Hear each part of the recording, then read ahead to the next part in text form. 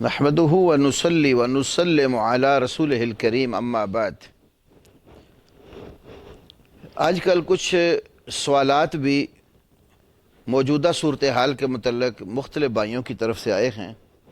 یہ محمد اکبر بھائی ہمارے کوئی ہیں جنہوں نے یہ سوال بھیجا ہے کہ ضعیف حدیث کو صحیح سمجھتے ہوئے اگر ان دنوں پھیلتی وبا سے بچنے کے لیے اذانیں دی جائیں تو کیا اس عمل کو اور ایسے لوگوں کو بدعتی کہہ سکتے ہیں؟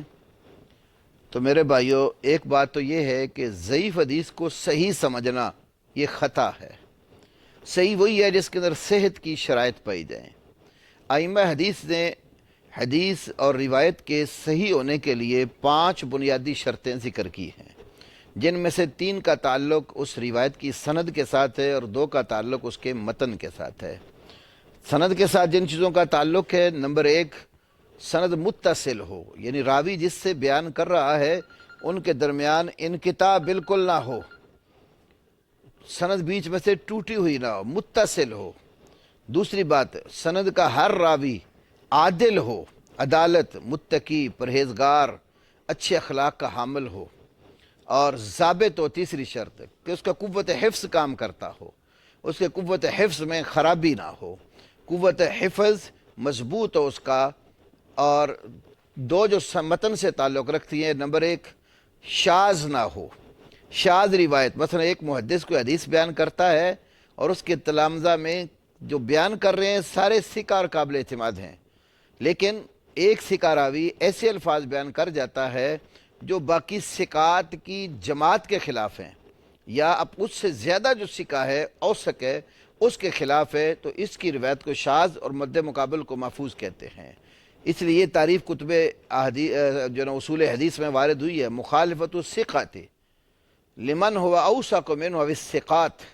ثقہ راوی اپنے سے زیادہ ثقہ یا ثقات کی جماعت کے خلاف بیان کرے تو وہ شاذ ہے، تو شاذ روایت کو بھی ضعیف کے قبیل سے سمجھا گیا ہے۔ دوسری شرط یہ کہ روایت معلول نہ ہو۔ معلول جس کے اندر ایسی علت مخفی پائی جائے جو اس کے ضعف کا سبب بنتی ہو، علت خفیہ۔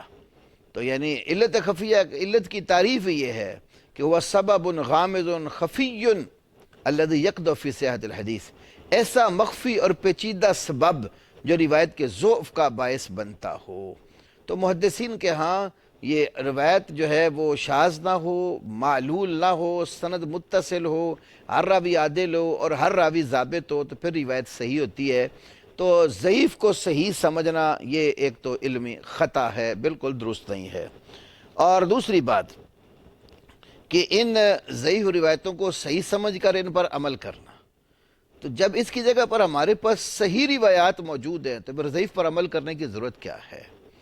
ضعیف پہ اوپر عمل کرنا شروع کر دیں گے اور صحیح ذخیرہ جو ہمارا بے شمار مسائل میں رہنمائی کرتا ہے اس کو پسے پش ڈال دیں گے، تو پھر بہت ساری روایات ایسی بھی موجود ہیں جو ثابت نہیں ہیں لیکن خرافات کو اور بدعات کو جنم دیتی ہیں۔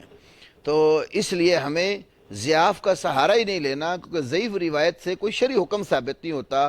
جس طرح پیچھے میں ایک سوال کے جواب میں بتا چکا ہوں کہ حافظ ابن حجر عسقلانی علیہ رحمہ نے اپنی کتاب تبیین العجب بما ورد فی فضائل رجب میں ذکر کیا ہے کہ استحباب اور فضیلت یہ ایک شرعی حکم ہے، اور شرعی حکم ضعیف روایت سے ثابت نہیں ہوتا۔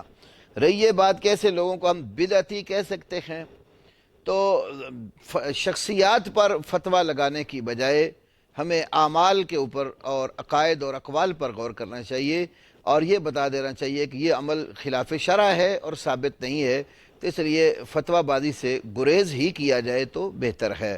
چونکہ یہ پھر نیٹ کی دنیا جو ہے اور فیس بک کے بڑے مفتی ہیں جو ایسی چیزوں کو نہ سمجھتے ہوئے ناجائز مسلمانوں میں فرقہ واریت کو جنم دیتے ہیں۔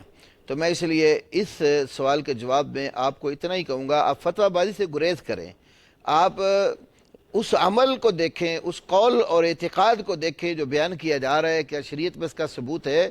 اگر شریعت میں اس کا ثبوت موجود ہے تو پھر اس کو قبول کیجئے، اور اگر ثبوت موجود نہیں ہے تو اس کو ترک کر دیجئے اور قرآن اور صحیح حدیث کے اوپر عمل کیجئے۔